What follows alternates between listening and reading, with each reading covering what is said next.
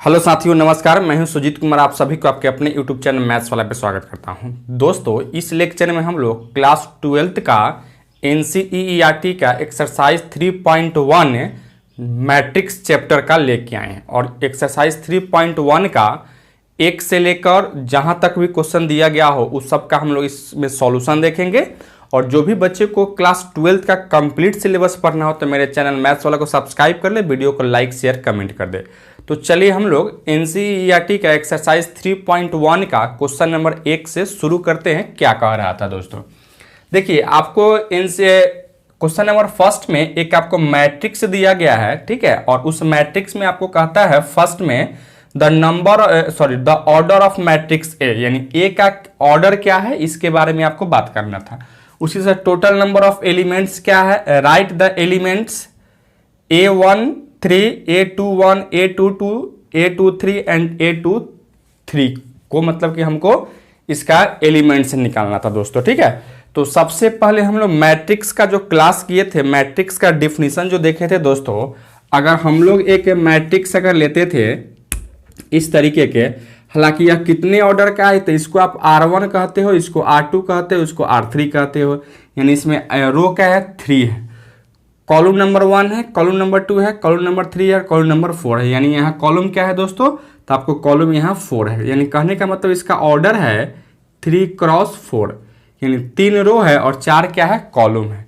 तो यही अगर हम लोग यहाँ से लिखते थे, अगर जनरल मैट्रिक्स की हम लोग बात करते हैं, A11, A12, A13, A14, ठीक है। उसी तरह से A21, A22, A23, A34, उसी तरह से यहाँ A31, A32, A33 और A34 की हम बात करते थे। यह कितने ऑर्डर का मैट्रिक्स है, तो 3x4 का है दोस्तों, ठीक है। यानी इसका ऑर्डर क्या होगा आपका, तो 3x4 होगा। तो क्वेश्चन नंबर फर्स्ट में क्या कहता है, the order of matrix A, तो इसका ऑर्डर क्या होगा दोस्तों, तो यहाँ से 3x4 हो जाता है, ठीक है बच्चों। अच्छा, अब इसमें कहता है टोटल नंबर ऑफ एलिमेंट। तो टोटल नंबर ऑफ एलिमेंट क्या करेंगे, हम इसको काउंट कर सकते थे, मतलब इसमें क्या है, 3 रो है और 4 कॉलम है, ठीक है। यानी इसका टोटल नंबर ऑफ एलिमेंट निकालेगा तो यहाँ 3x4 कर लो इक्वल टू 12 हो जाता है बच्चों, ठीक है। उसी तरह से कहता है राइट द एलिमेंट A13, यानी रो नंबर 1 है, कॉलम नंबर 3 हमको लिखना था दोस्तों। तो यहाँ से अगर A13 अगर लिखोगे तो रो नंबर 1 कॉलम नंबर 3, अर्थात देखिए यहाँ से A13 यही है दोस्तों, ठीक है। और यहाँ से देखिए इसका एलिमेंट क्या है, तो 19 है, यानी यह आपका A13 का मतलब क्या है, 19। उसी तरह से बच्चों यहाँ से आपको A21, यानी आपको क्या करना है, तो रो नंबर 2 में जाना है, कॉलम नंबर 1 अर्थात आपको यही है, ठीक है। तो यहाँ क्या है दोस्तों, तो यह आपका क्या है, तो 35 है। उसी तरह से अगर यहाँ से A33 अगर आपको लिखना था दोस्तों, तो A33 का मतलब क्या है, रो नंबर भी 3 होना चाहिए था, कॉलम नंबर भी 3 होना चाहिए था।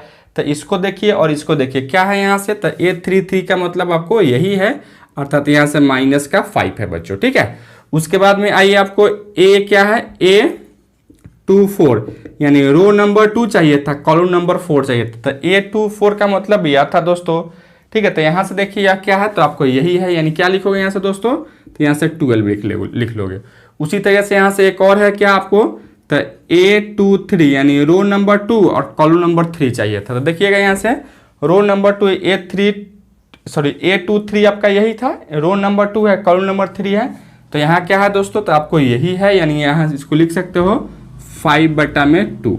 यानी इस तरीके से क्वेश्चन नंबर फर्स्ट में आपको ऑर्डर निकालना था, टोटल नंबर ऑफ एलिमेंट्स क्या है वह निकालना था, उसके बाद कुछ आपको एलिमेंट को लिखना था दोस्तों, ठीक है। तो इस तरीके से हम लोग लिख सकते थे, यानी फाइनली मेरा एक आंसर यह हो जाता, एक यह हो जाता और यह सब का आंसर आपका यही सब हो जाता दोस्तों, ठीक है। तो चलिए आप इसको नोट डाउन कीजिए। चलिए बच्चों एक और क्वेश्चन देख रहे हैं, तो यहाँ नेक्स्ट क्वेश्चन नंबर 2 में क्या कहता है, if the matrix has 24 elements, मतलब एक मैट्रिक्स है जिसमें कितना टोटल नंबर ऑफ एलिमेंट है, तो 24 एलिमेंट्स है दोस्तों। What are the possible order it can have, तब इसका क्या क्या पॉसिबल ऑर्डर हो सकता था, यही आपसे पूछ रहा था। फिर इसी में एक पार्ट और जोड़ा हुआ है, what if it has 13 element, मतलब इसमें एक और पार्ट आपको जोड़े हुए से, अगर किसी मैट्रिक्स का अगर 13 एलिमेंट होगा तो उसका क्या क्या ऑर्डर हो सकता था, ये इसी के बारे में आपसे पूछ रहा था, यानी कहीं इसमें दो पार्ट आपको क्वेश्चन में दिए गए हैं। सबसे पहला पार्ट क्या है, एक मैट्रिक्स है, मैट्रिक्स हैज 24 एलिमेंट्स। ठीक है, एक मैट्रिक्स है जिसका कितना एलिमेंट है दोस्तों, तो इसमें आपको 24 यानी 24 एलिमेंट है। ठीक है, तो इसका टोटल नंबर ऑफ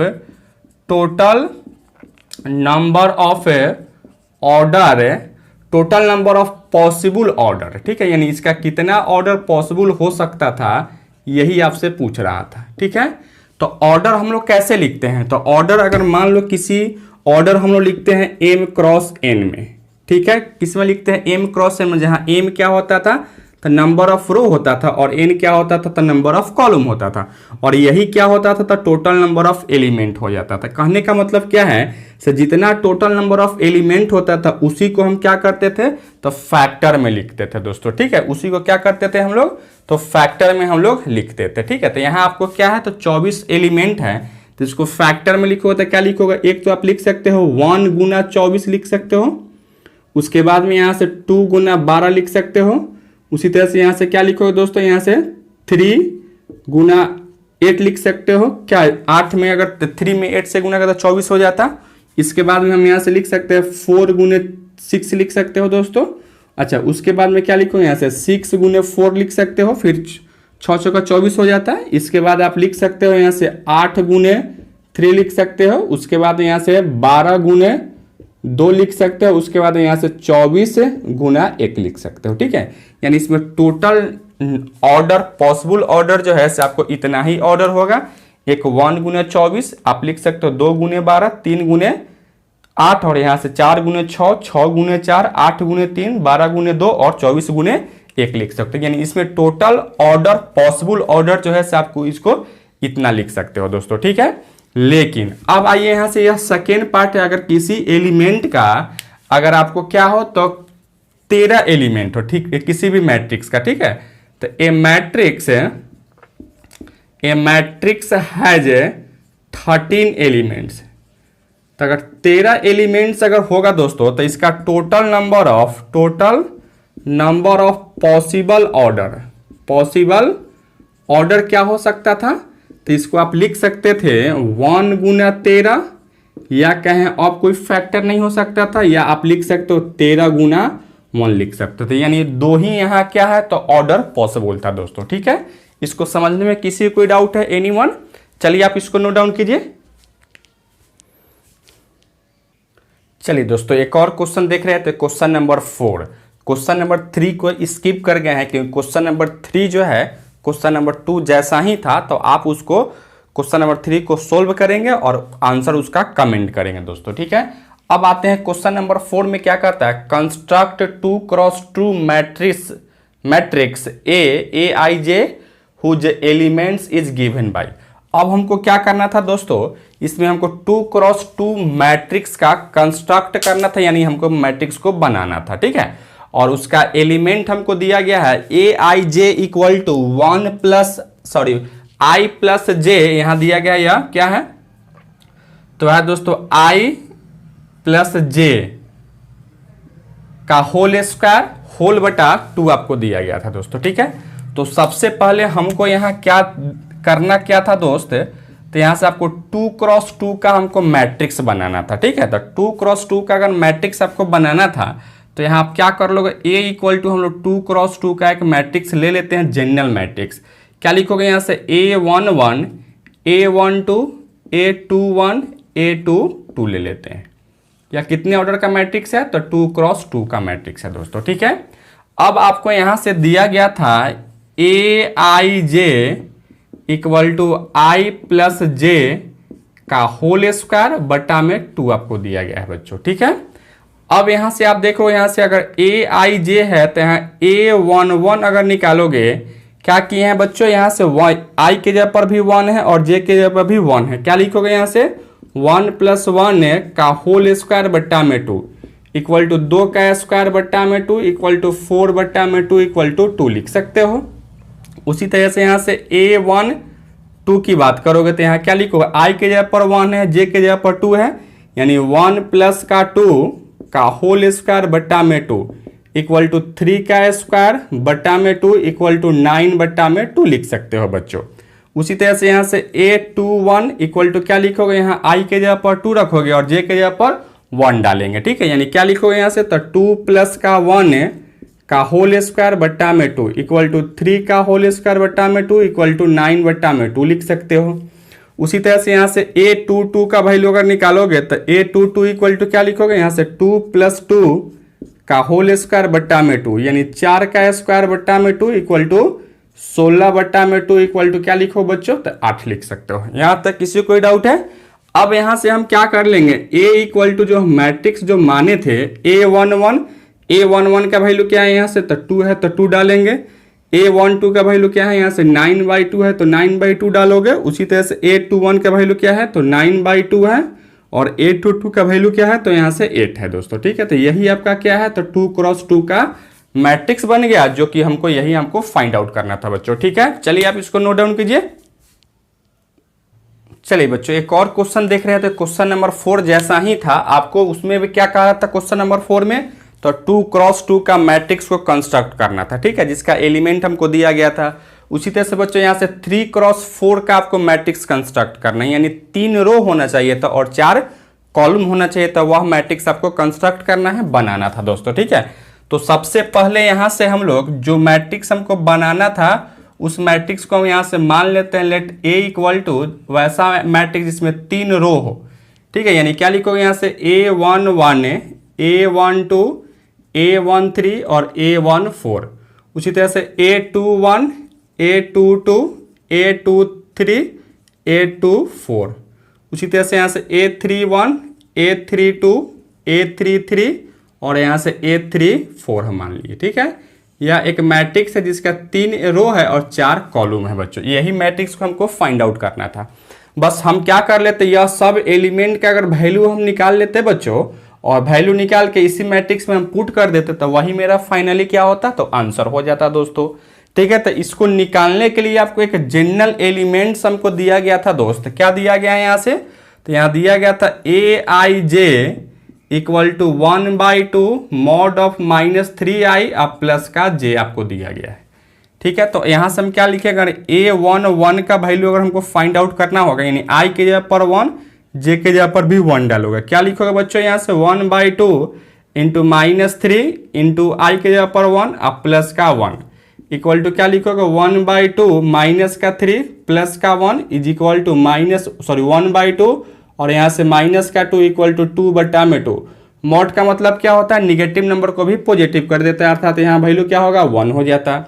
उसी तरह से बच्चों यहाँ से A12 का वैल्यू अगर फाइंड आउट करोगे तो क्या लिखोगे, हाफ इंटू माइनस का 3 इंटू 1 अब प्लस का j के जगह पर यहाँ से 2 है तो 2 इक्वल टू 1/2 माइनस का 3 प्लस का 2 इज इक्वल टू 1/2 माइनस का 1 इज इक्वल टू 1/2 लिख सकते थे बच्चों, ठीक है।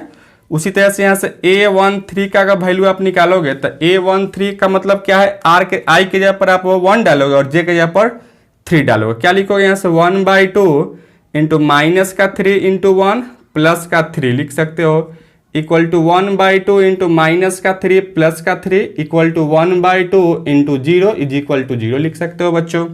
उसी तरह से यहाँ से A14 का वैल्यू निकालते हो, यानी i के जगह पर आप रखोगे 1 और j के जगह पर क्या डालोगे, तो 4 डालोगे, ठीक है। यानी क्या लिखोगे यहाँ से हाफ इंटू माइनस का 3 इंटू 1 अब प्लस का 4 is equal to 1/2 into -3 plus 4 equal to आप 1/2 इंटू 1 इज इक्वल टू 1/2 लिख सकते हो बच्चों, ठीक है। उसी तरह से यहाँ से आइए आप A21 का वैल्यू अगर निकालोगे, यानी i के जगह पर आपको डालना है 2 और j के जगह पर डालना है आपको 1, यानी क्या लिखोगे बच्चों यहाँ से, तो 1/2 इंटू माइनस का 3 इंटू 2 अब प्लस का 1 इज इक्वल टू 1/2 माइनस का 6 plus 1 is equal to 1/2 minus का 5 इक्वल टू 5/2 लिख सकते हो बच्चों।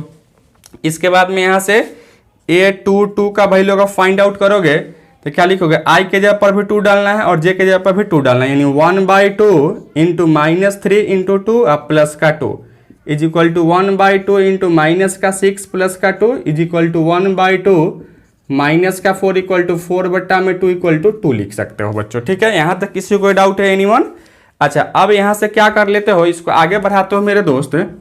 तो क्या लिख सकते हो, यहाँ से A22 का वैल्यू निकाल चुके हैं, यहाँ से A32 का वैल्यू निकालिए। A23 का वैल्यू अगर निकालोगे तो यहाँ 1/2 इंटू आई के जगह पर यहाँ डालोगे 2, यानी क्या लिखोगे -3 इंटू 2 और प्लस का 3 इज इक्वल टू क्या हो जाता है यहाँ से, तो लिख सकते हो 1/2 -6 प्लस का 3 इज इक्वल टू लिख सकते हो 1/2 इंटू -3 इज इक्वल टू 3/2 लिख सकते हो। उसी तरह से बच्चों यहाँ से A24 का वैल्यू निकालो तो 1/2 इंटू -3 इंटू 2 और प्लस का 4 is equal to 1/2 into -6 plus 4 is equal to क्या लिखोगे 1/2 into -2 is equal to 2/2 equal to 1 लिख सकते हो। इसके बाद में आइए A31 का वैल्यू निकालोगे, A31 is equal to 1/2 into -3 into 3 plus 1 लिख सकते हो। आई के जगह पर क्या डालोगे यहाँ से, तो आई के जगह पर यहाँ हमको डालना है 3 डालना है और जे के जगह पर यहाँ 1 डालना है, अर्थात यहाँ से लिख सकते हो बच्चों क्या, तो यहाँ से लिखोगे 1/2 into -9 plus 1 is equal to 1/2 into -8 is equal to 8/2 equal to 4 लिख सकते हैं। उसी तरह से बच्चों यहाँ से A32 का वैल्यू निकालो तो 1/2 इंटू -3 इंटू 3 प्लस का 2 is equal to 1/2 into -9 plus का 2 is equal to 1/2 into -7 is equal to आप 7/2 लिख सकते हो। उसी तरह से बच्चों यहाँ से A3 निकालोगे तो 1/2 इंटू -3 इंटू 3 प्लस का 3 is equal to 1/2 into -9 plus का 3 is equal to 1/2 into -6 is equal to 6/2 equal to 3 हो सकता था बच्चों।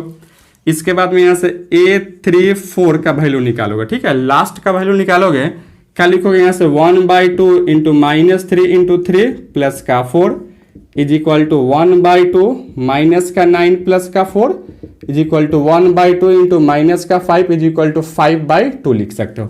तो इस तरीके से यहाँ जितना भी एलिमेंट था बच्चों उस सब एलिमेंट का वैल्यू हमने फाइंड आउट कर लिए, ठीक है। अब क्या करना था, बस यही सब वैल्यू को इस मैट्रिक्स जो हम माने थे उस मैट्रिक्स में हम लोग डाल देते हैं, ठीक है।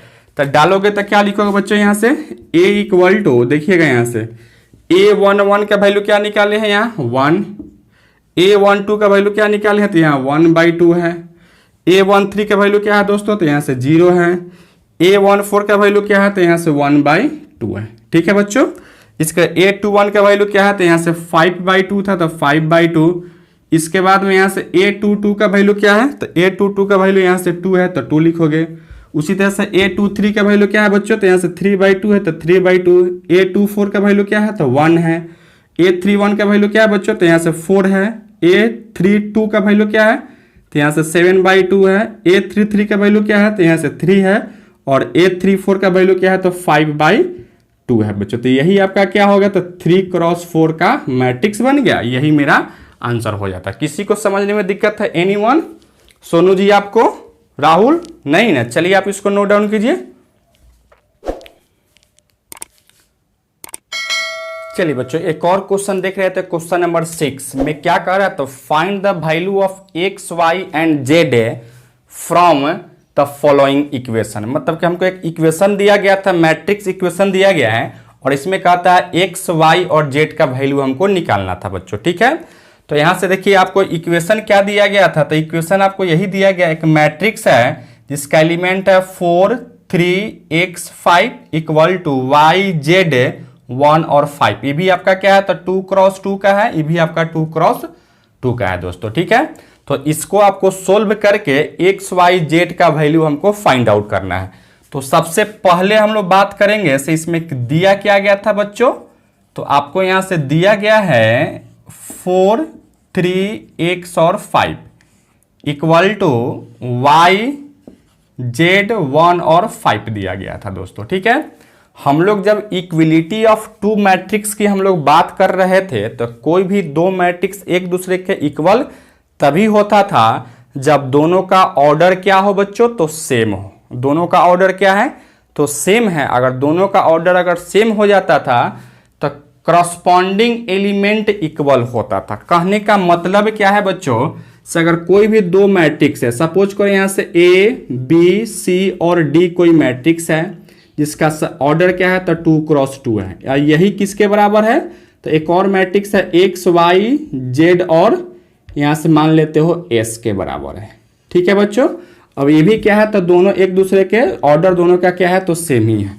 तो दो मैट्रिक्स एक दूसरे के इक्वल तभी होते हैं जब दोनों का ऑर्डर सेम हो, यानी दोनों का ऑर्डर सेम हो जाएगा तो इसका करस्पॉन्डिंग एलिमेंट जो है ना, यानी यह इसके बराबर हो जाएगा, यह इसके बराबर हो जाएगा, यह इसके बराबर हो जाएगा और यह इसके बराबर हो जाता है बच्चों। अर्थात हम कहेंगे यहाँ a equal to x, b equal to y, c equal to z और d इक्वल टू एस कह सकते थे। ठीक है, तो इस तरीके से हम लोग कंपेयर कर लेते हैं। तो उसी तरह से बच्चों यहाँ एक मैट्रिक्स आपको यह दिया गया है, एक मैट्रिक्स आपको यह दिया गया है और दोनों का ऑर्डर हम देख पा रहे हैं, दोनों का ऑर्डर 2 क्रॉस 2 ही है, यानी दोनों का ऑर्डर सेम ही था। तो क्या होगा, इसका करस्पॉन्डिंग एलिमेंट इक्वल हो जाएगा। अर्थात हम कहेंगे यहाँ y इक्वल टू क्या लिखो दोस्तों, यहाँ से 4 लिख सकते हो। उसी तरह से यहाँ से z इक्वल टू क्या लिख सकते हो, 3 लिख सकते हो।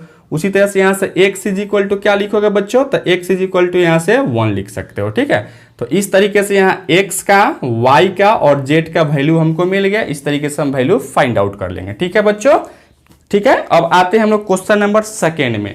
क्वेश्चन नंबर सेकेंड में भी आपको यही बात कह रहा था, दो मैट्रिक्स आपको दे रखा है और दोनों क्या है, तो एक दूसरे के इक्वल है। ठीक है, तब हमको x और y का वैल्यू फाइंड आउट करना है। कैसे निकालोगे, तो चलिए सबसे पहले यहाँ जो दिया गया था उसको हम एक बार नोट डाउन कर लेते हैं। क्या है यहाँ से, तो x प्लस का y है और यहाँ से आपको है 2 है, यहाँ से 5 प्लस का z है, यहाँ से xy है, इज इक्वल टू यहाँ आपको दिया गया है 6, 2, 5 और 8 दिया गया था बच्चों। ठीक है, फिर वही बात करेंगे, क्या करस्पॉन्डिंग एलिमेंट इक्वल हो जाएगा। अर्थात यहाँ से लिखोगे x plus y equal to क्या होगा बच्चों, यहाँ से 6 हो जाता है। ठीक है, और इसके बाद में हम लोग यहाँ से क्या लिख सकते हो, देखिएगा यहाँ से एक्स वाई इक्वल टू यहाँ क्या है, एक्स वाई इक्वल टू यहाँ पे 8 है तो 8 लिख सकते थे।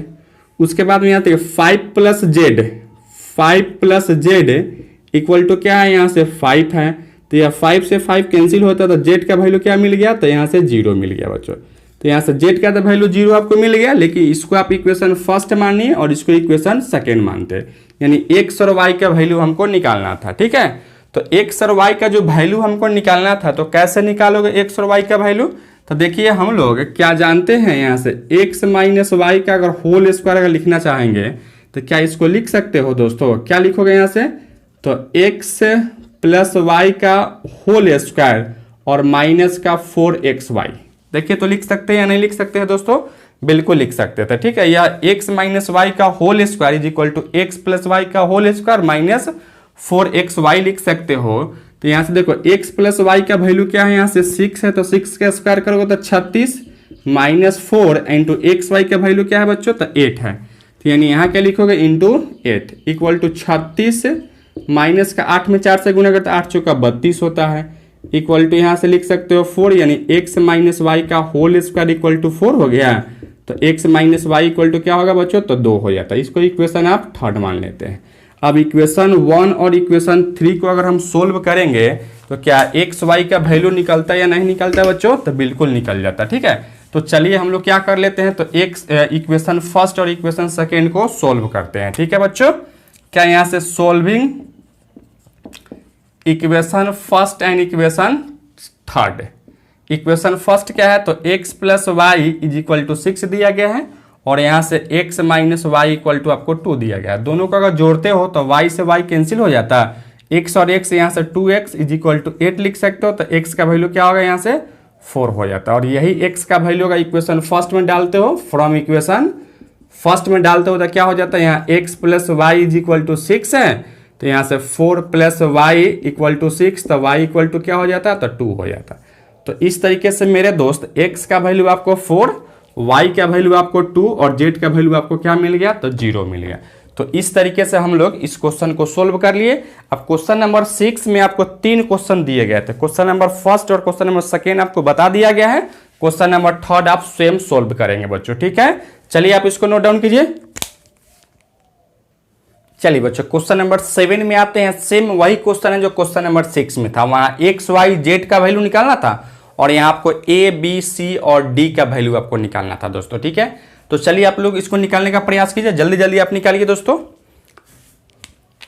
चलिए हम भी यहाँ से आपको निकाल देते हैं। सबसे पहले यहाँ से देखोगे दोस्तों, आपको दिया क्या गया था, तो एक मैट्रिक्स इक्वेशन या दो मैट्रिक्स एक दूसरे के बराबर है।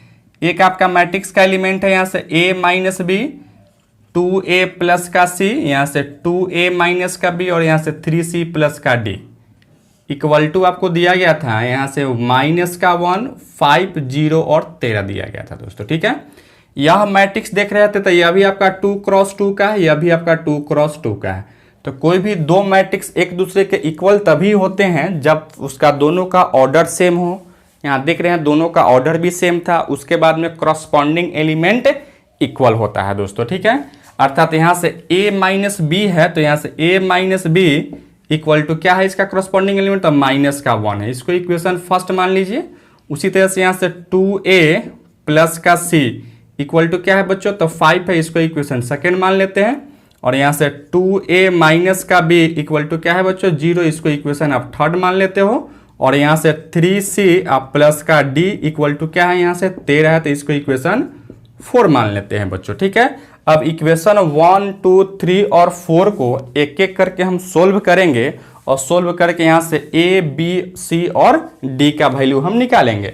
तो सबसे पहले a और b का वैल्यू निकालने के लिए हम a minus b equal to -1 है और यहाँ से 2a minus b equal to 0 है, यानी इक्वेशन फर्स्ट और इक्वेशन थर्ड को हम सोल्व करते हैं।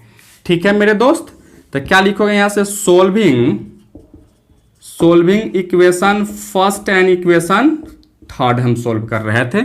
इक्वेशन फर्स्ट क्या है आपको, तो a minus b equal to minus का 1 है और यहाँ से 2a माइनस प्लस का b इज इक्वल टू, यहाँ भी माइनस है ना, तो यहाँ से माइनस b इक्वल टू क्या है बच्चों, तो 0 है। अब इसको क्या कर लो, यहाँ से घटा लो, माइनस प्लस और यहाँ से माइनस, b से b को कैंसिल करोगे, यहाँ से 2a में से a को घटाओगे तो यहाँ से minus a is equal to minus का 1, अर्थात a का वैल्यू क्या मिल गया यहाँ से, तो 1 मिल गया बच्चों। ठीक है, अब यही a का वैल्यू अगर इक्वेशन फर्स्ट में हम डाल लेते हैं तो हमको किसका वैल्यू निकल जाएगा, तो b का वैल्यू निकलेगा, यानी a माइनस का b इज इक्वल टू -1।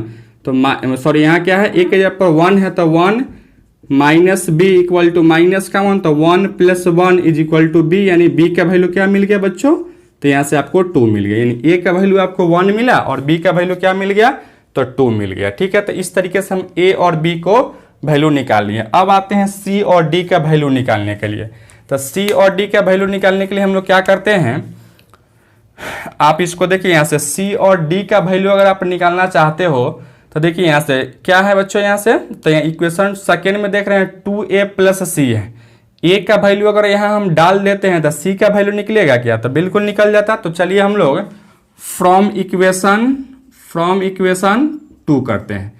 क्या है इक्वेशन 2 में, तो 2a आप प्लस का c है, 2a प्लस का c इक्वल टू क्या है यहाँ से, तो 5 है, तो 5 लिखोगे बच्चों। अब यहाँ से 2 इंटू a का वैल्यू क्या निकाले हो, 1 प्लस का c इक्वल टू 5, यानी c इक्वल टू 5 माइनस का 2, यानी c का वैल्यू क्या मिल गया दोस्तों, तो यहाँ से 3 मिल गया बच्चों। ठीक है, अब इसी c का वैल्यू अगर इक्वेशन 4 में हम डाल देते हैं तो d का वैल्यू यहाँ से हम फाइंड आउट कर सकते थे। तो यहाँ से आइए हम लोग फ्रॉम इक्वेशन 4 करते हैं। फ्रॉम इक्वेशन 4 क्या है बच्चों, तो यहाँ से 3c प्लस का d इक्वल टू आपको यहाँ से 13 दिया गया है। तो 3 इंटू सी का वैल्यू क्या है, यहाँ से 3 आप प्लस d इक्वल टू 13, यानी 9 प्लस d इक्वल टू 13। तो d इक्वल टू क्या लिखोगे, तो 13 माइनस का 9 इज इक्वल टू क्या होगा बच्चों, तो 4 हो जाता। तो इस तरीके से हमने a का वैल्यू 1, b का वैल्यू 2, c का वैल्यू 3 और d का वैल्यू क्या है यहाँ से, तो 4 हम लोग फाइंड आउट कर लिए दोस्तों। ठीक है, चलिए आप इसको नोट डाउन कीजिए। चलिए बच्चों, एक और क्वेश्चन यहाँ दिया, क्वेश्चन नंबर 8, हालांकि ऑब्जेक्टिव क्वेश्चन है।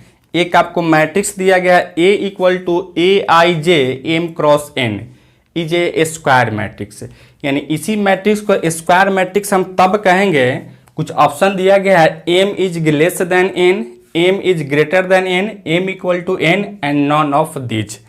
तो हम लोग जब मैट्रिक्स पढ़ रहे थे बच्चों और मैट्रिक्स का वहाँ टाइप आपको बताया गया था, तो मैट्रिक्स आपको बताया गया था 2 प्रकार के होते हैं, एक रेक्टेंगुलर मैट्रिक्स होता है और एक स्क्वायर मैट्रिक्स होता है।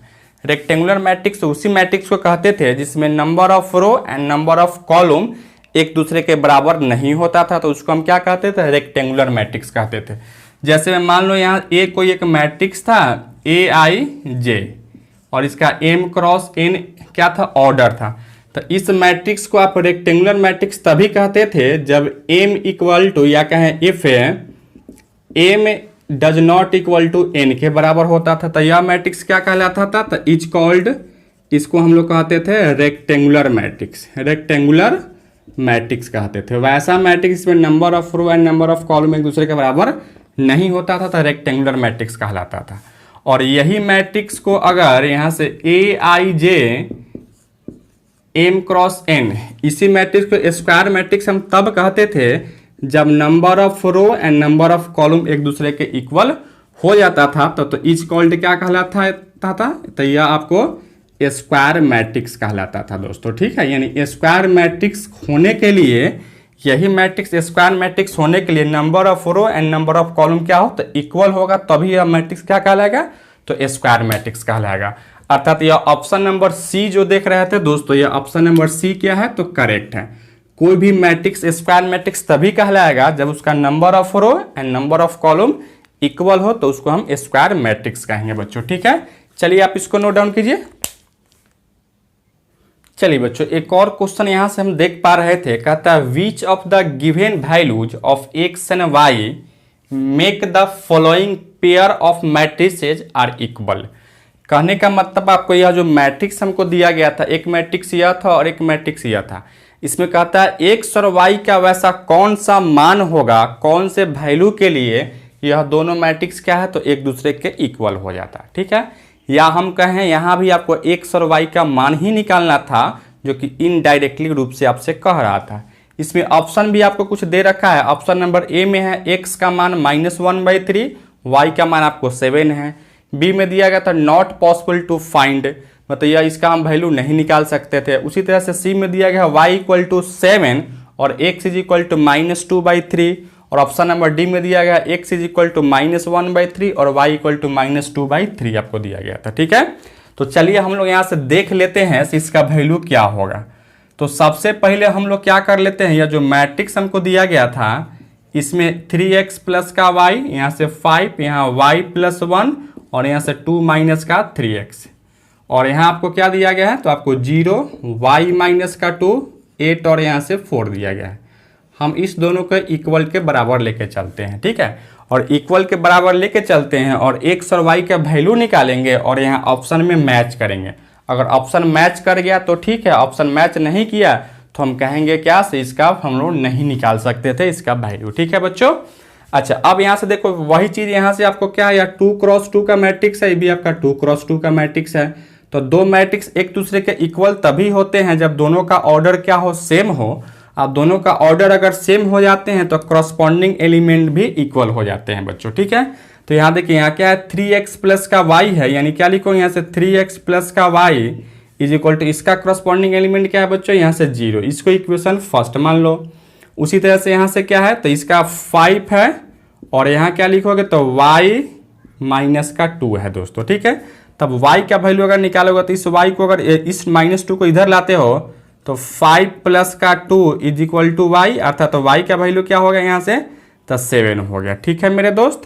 अब इस y का वैल्यू अगर इक्वेशन फर्स्ट में हम डाल देते हैं, फ्रॉम इक्वेशन फर्स्ट अगर डालते हो क्या है, 3x प्लस का y इज इक्वल टू यहाँ क्या है दोस्तों, तो 0 है, ठीक है। तो यहाँ से 3x प्लस का y के जगह पे यहाँ से 7 डालोगे इक्वल टू 0, यानी 3x is equal to minus का 7, तो x इज इक्वल टू क्या लिखोगे, -7/3 लिख सकते हो। तो इस तरीके से y का वैल्यू हमको मिला क्या, तो 7 और x का वैल्यू हमको मिल गया -7/3 मिला।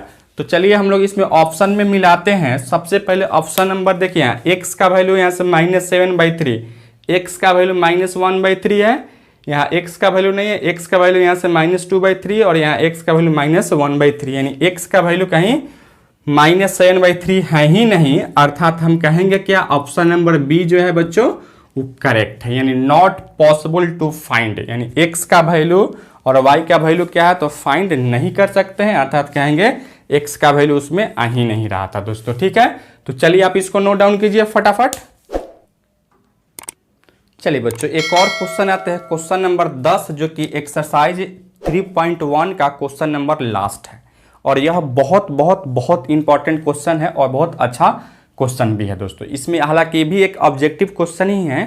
देखिए यहाँ से कहता है the number of all possible matrix of order 3x3 with each entry 0 और 1 इज, मतलब कि एक 3x3 ऑर्डर का मैट्रिक्स, कितना मैट्रिक्स आप बना सकते हो, कितना मैट्रिक्स पॉसिबल है, संभव है, जिसका प्रत्येक एलिमेंट का एंट्री जो है ना आपको या तो 0 हो नहीं तो 1 हो। ठीक है, यही आपसे कह रहा था। तो देखिएगा सबसे पहले आपको 3x3 का मैट्रिक्स अगर बनाना है तो 3x3 का मतलब क्या होता है, 3 रो होते हैं और 3 कॉलम होते हैं। यानी आपका एक रो यहाँ यह होगा और इसमें टोटल नंबर ऑफ एलिमेंट कितने हो गए दोस्तों, तो टोटल नंबर ऑफ एलिमेंट यहाँ से 9 होते। ठीक है, अच्छा अब यहाँ से देखिएगा फर्स्ट एलिमेंट में हम क्या क्या रख सकते थे, या तो आप 0 डालोगे और नहीं तो 1 डालोगे। कितने तरीका से इसको डाल रहे हो, तो या तो 0 डालोगे एक तरीका, या तो 1 डालोगे यानी एक और तरीका। यानी यहाँ टोटल आप 2 तरीके से क्या कर सकते हो, तो इसमें एंट्री को कर रहे हो, या तो 0 रख रहे हो नहीं तो आप क्या डाल रहे हो, 1 डाल रहे हो। और यह कितने बार आप डालोगे, तो यहाँ 9 एलिमेंट है अर्थात 9 बार डालोगे। यानी 2 गुने 2 गुने 2 गुने 2 गुने 2 गुने 2 गुने 2 गुने 2 गुने 2, 2 4 6 8 और एक 9। यानी आप क्या करोगे, 2 को 9 बार गुना करोगे बच्चों। अर्थात हम कह सकते थे यहाँ 9 के यहाँ से लिख सकते हो 2 के पावर 9, और 2 के पावर 9 को 2 को अगर 9 बार गुना करोगे तो यह क्या होगा, तो 512 आ जाता। कहने का मतलब क्या है, तो यहाँ 512 जो है ना आपको 3x3 मैट्रिक्स पॉसिबल है जिसका एंट्री क्या हो, या तो 0 हो नहीं तो 1 हो दोस्तों। ठीक है, अर्थात मेरा फाइनली आंसर जो है आपको 512 आ जाता दोस्तों। इस लेक्चर में हम लोग एनसीईआरटी का एक्सरसाइज 3.1 का क्वेश्चन नंबर 1 से लेकर 10 तक किए हैं। अगला एक्सरसाइज में हम लोग 3.2 का नेक्स्ट लेक्चर में हम लेके आएंगे। इस लेक्चर में आज के लिए इतना ही रहने देते हैं। यह लेक्चर आपको कैसा लगा आप कमेंट करके जरूर बताइए। चैनल पे नए हैं तो चैनल को सब्सक्राइब कर लीजिएगा। वीडियो सबसे पहले देखने के लिए बेल आइकन को भी क्लिक कर दीजिएगा। धन्यवाद दोस्तों।